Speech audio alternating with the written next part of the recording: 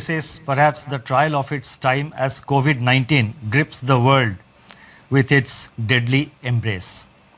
Everywhere, as also in India, the mission is to do whatever it takes to prevent the epidemiological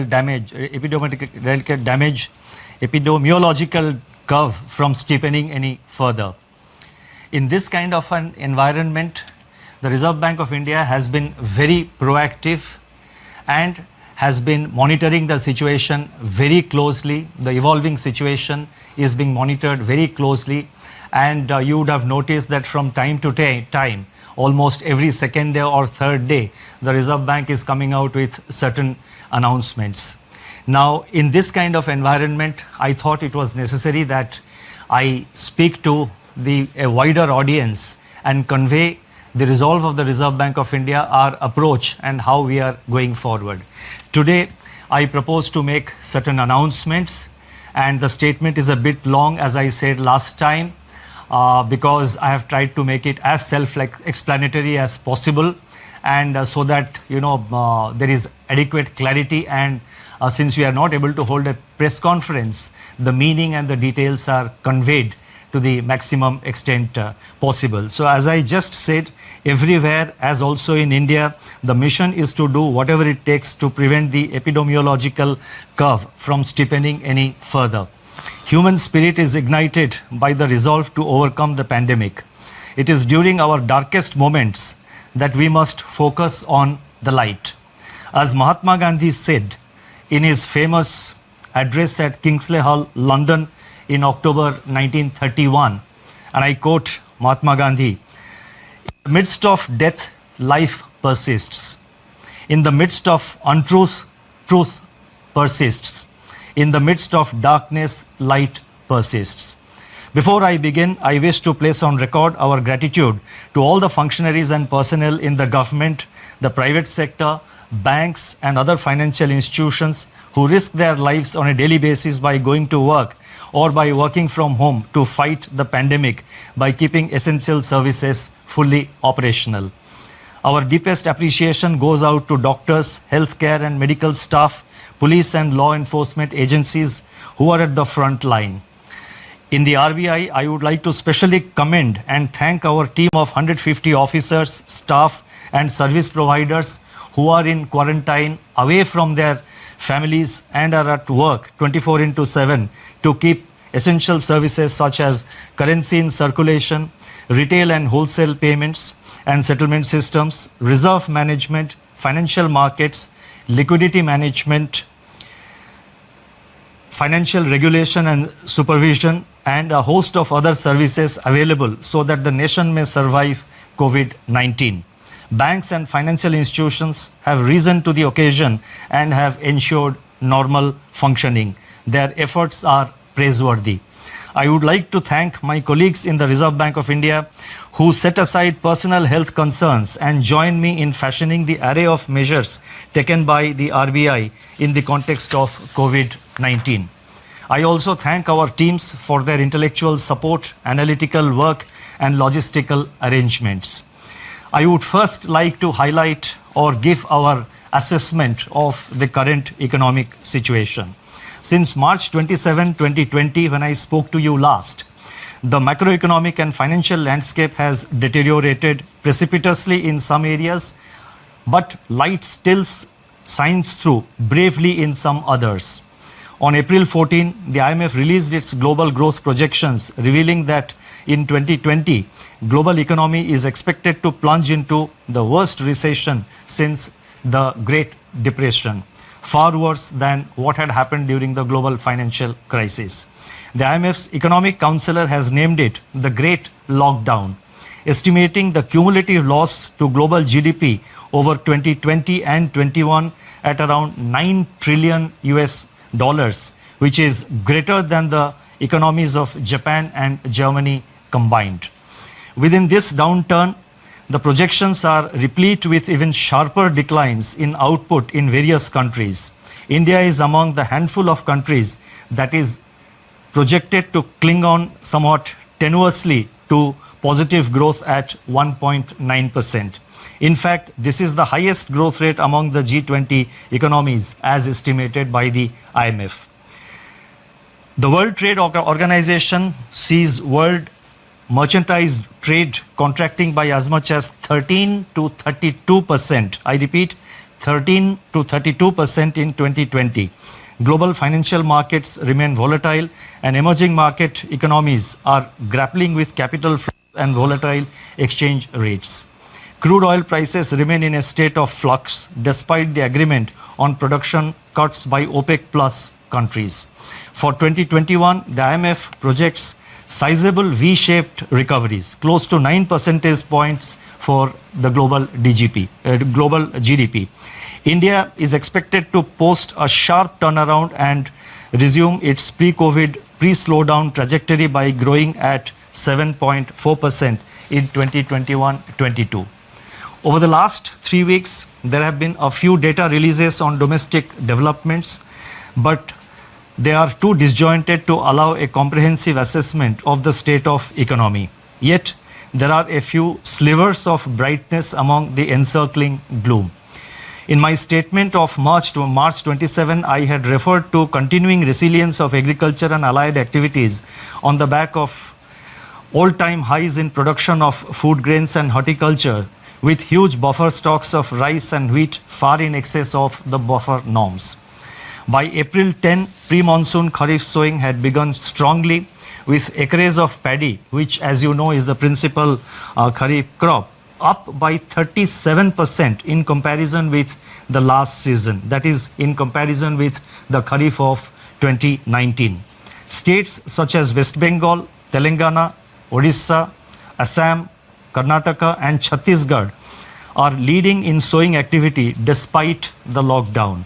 On April 15, the India Meteorological Department IMD forecast a normal southwest monsoon for 2020 season, with rainfall expected to be 100% of the long period average. These are early developments and they bode well for our rural demand, supported as they are by accelerating fertilizer production, which was noticed up to February 2020. The robust growth of 21.3% in tractor sales up to February 2020 as against a contraction of 0.5% in the corresponding period of the previous year may provide an offset to farm labor shortage on account of the lockdown. In other production sectors, the situation is more somber. On April 9, the Index of Industrial Production for February was released, showing that industrial output accelerated to its highest rate in 7 months. The impact of COVID-19 is not yet captured in these prints. So therefore, there is no reason to get misled by the IIP data which was released up to February, because the impact of COVID-19 comes thereafter.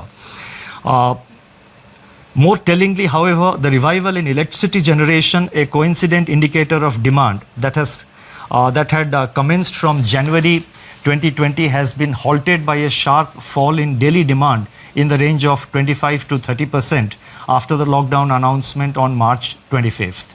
Automobile production and sales, port freight traffic declined sharply in March, as recently released data indicates. The Manufacturing Purchasing Managers Index, that is PMI, for March 2020, which was released on April 2, was the lowest in last 4 months. Notably, suppliers' delivery time lengthened for the first time in 5 months, indicating supply disruptions. The April 6 release showed that services PMI declined into contraction in March 2020, pulled down by a sharp downturn in export business, new domestic orders and employment.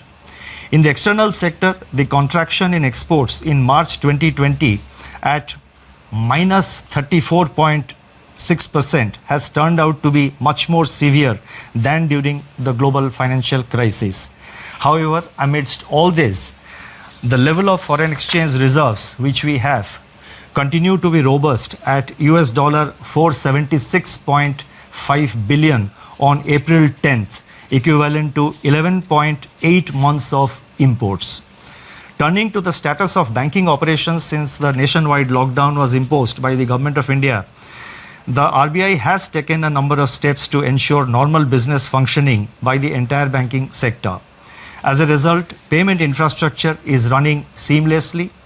Banks have been required to put in place business continuity plans to operate from their disaster recovery sites and or to identify alternate locations for critical operations so that there is no disruption in customer services. In this class and sector specific measures, it is observed that deployment of TLTRO funds so far has largely been to bonds issued by public sector entities and large corporates, especially in primary issuances. The disruptions caused by COVID-19 have, however, more severely impacted small and mid-sized corporates, including NBFCs and MFIs, in terms of their access to liquidity. So we have therefore decided to undertake what we call TLTRO operations 2, that is TLTRO 2.0.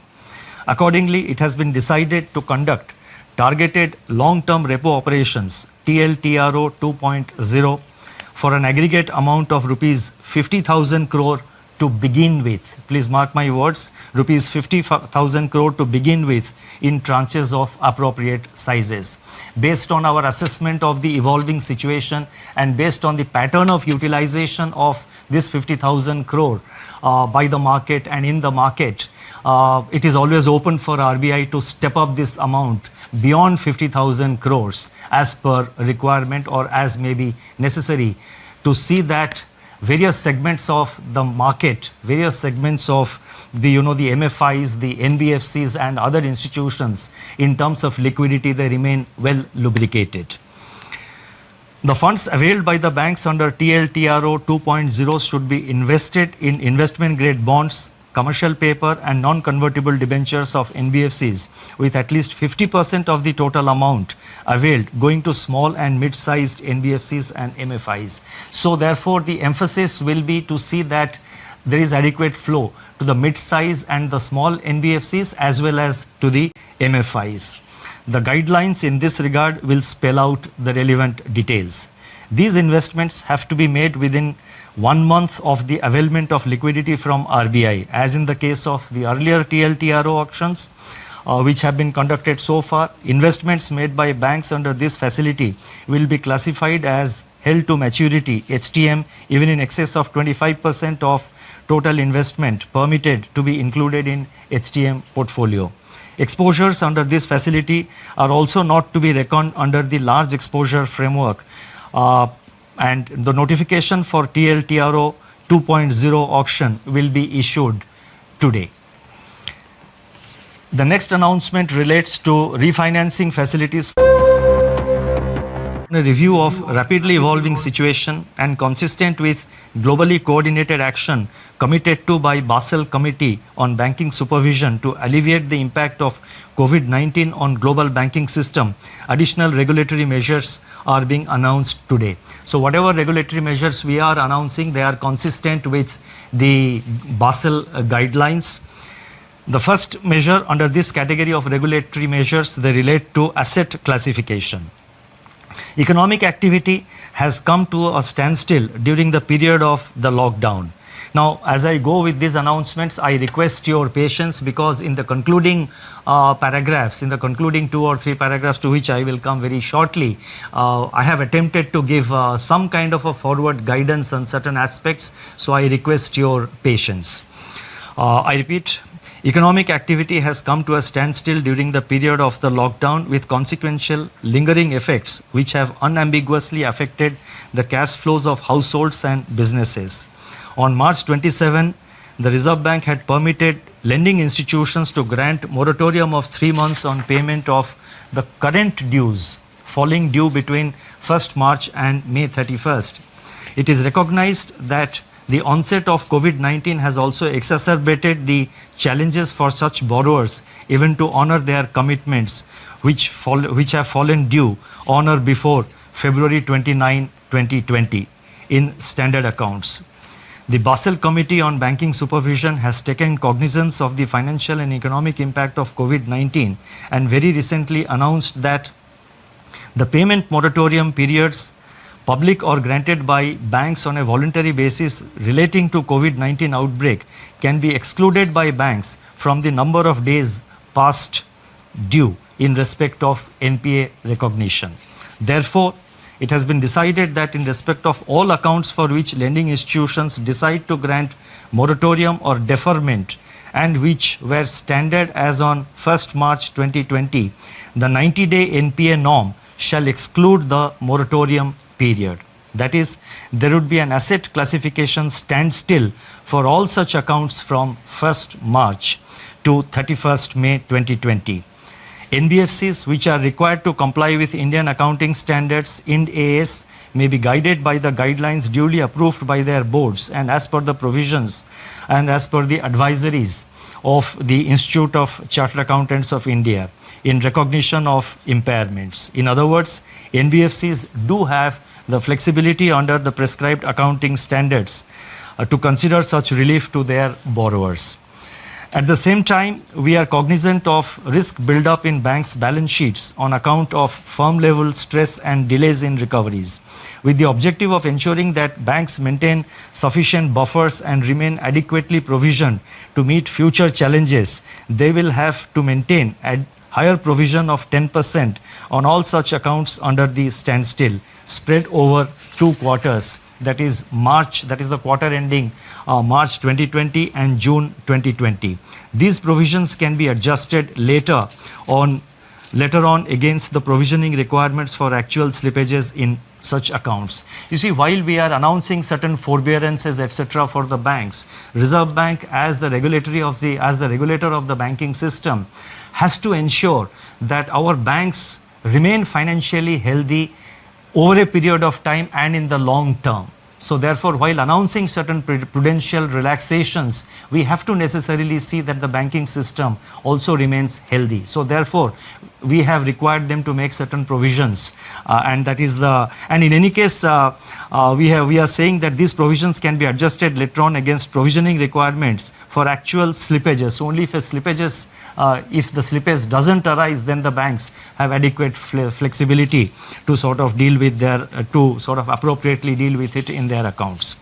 The next announcement relates to extension of resolution timeline. Under RBI's Prudential Framework of Resolution of Stressed Assets, dated June 7, 2019, in the case of large accounts under default, scheduled commercial banks, all India financial institutions, NBFCs which are non-deposit taking but systemically important, and deposit taking NBFCs are currently required to hold an additional provision of 20% if a resolution plan has not been completed within 210 days from the date of such default. Recognizing the challenges to the resolution of stressed assets in the current volatile environment, it has been decided that the period of resolution plan shall be extended by 90 days. The details of this announcement will, of course, be spelled out in the circular which will be issued. The next announcement relates to distribution of dividend. It is imperative that banks conserve capital to retain their capacity to support the economy and absorb losses in an environment of heightened uncertainty. It has therefore been decided that in view of the COVID-19 related economic shock, scheduled commercial banks and cooperative banks shall not make any further dividend payouts from profits pertaining to the financial year ended 31st March 2020 until further instructions. This restriction shall, however, be reviewed on the basis of the financial position of banks for the quarter ending September 30, 2020. The next announcement relates to LCR, liquidity coverage ratio. The Reserve Bank, and this is a norm which has been prescribed for the banks, as you would know. Reserve Bank has been proactively taking measures to address systemic liquidity issues through a slew of monetary and market operations. In order to ease the liquidity position at the level of individual institutions, the LCR requirement for scheduled commercial banks we have now decided that the LCR requirement of scheduled commercial banks will be brought down from 100% to 80% with immediate effect. I repeat, LCR requirement is being brought down from 100% to 80% with immediate effect. The requirement shall be gradually, however, restored back in 2 phases. 90% by 1st October 2020 and 100% by 1st April 2021. The next announcement relates to NBFC loans to commercial real estate projects. In terms of extant guidelines for banks, the date for commencement of commercial operations, DCCO, in respect of loans to commercial real estate projects delayed for reasons beyond the control of promoters can be extended by additional 1 year over and above the 1 year extension permitted in the normal course without treating the same as restructuring. And restructuring, as you know, would obviously have implications for asset classification. It has now been decided to extend a similar treatment to loans given by NBFCs to commercial real estate. This will provide relief to NBFCs as well as to the real estate sector.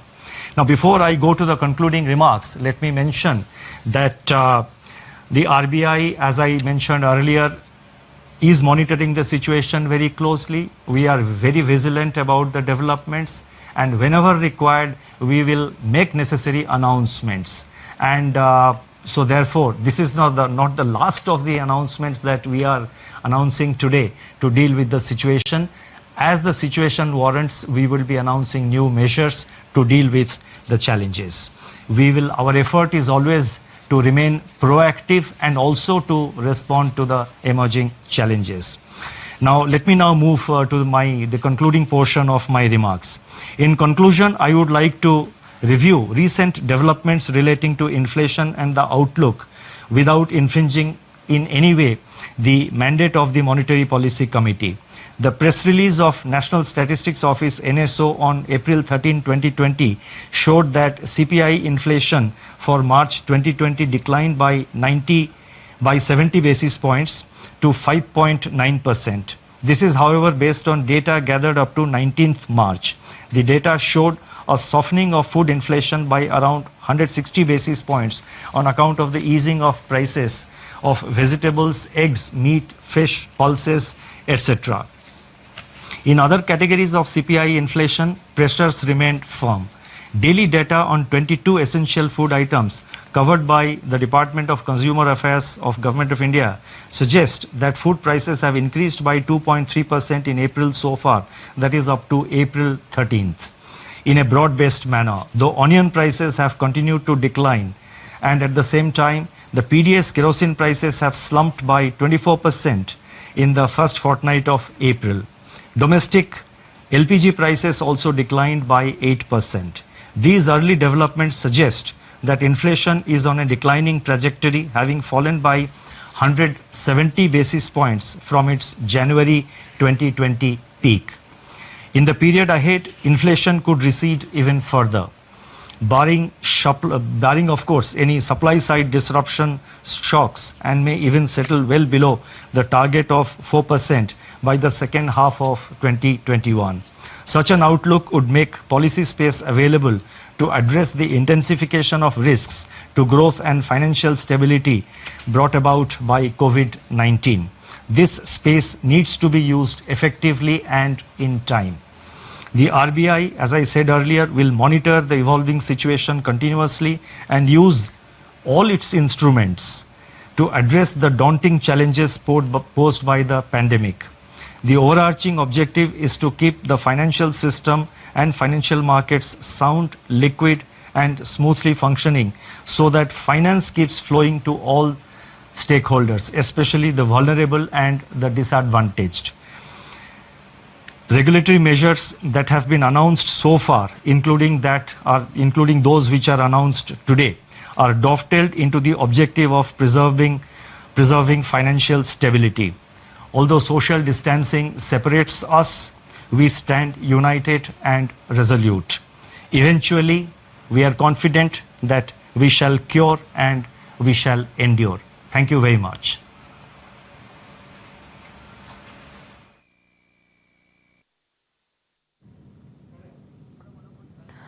तो RBI की ये बहुत बड़ी बातें हम आपको बता रहे हैं। भारत के हालात फिलहाल दूसरे देश से बेहतर हैं। कोरोना की वजह से दुनिया बड़ी मंदी की ओर बढ़ रही है।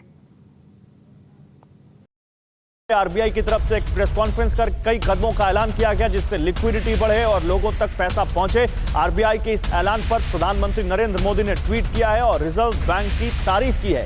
पीएम ने लिखा है कि आरबीआई के ऐलान से बाजार में नकदी बढ़ेगी, गरीब, किसान और छोटे व्यापारियों को मदद मिलेगी। उन्होंने कहा कि राज्यों को भी इससे मदद मिलेगी।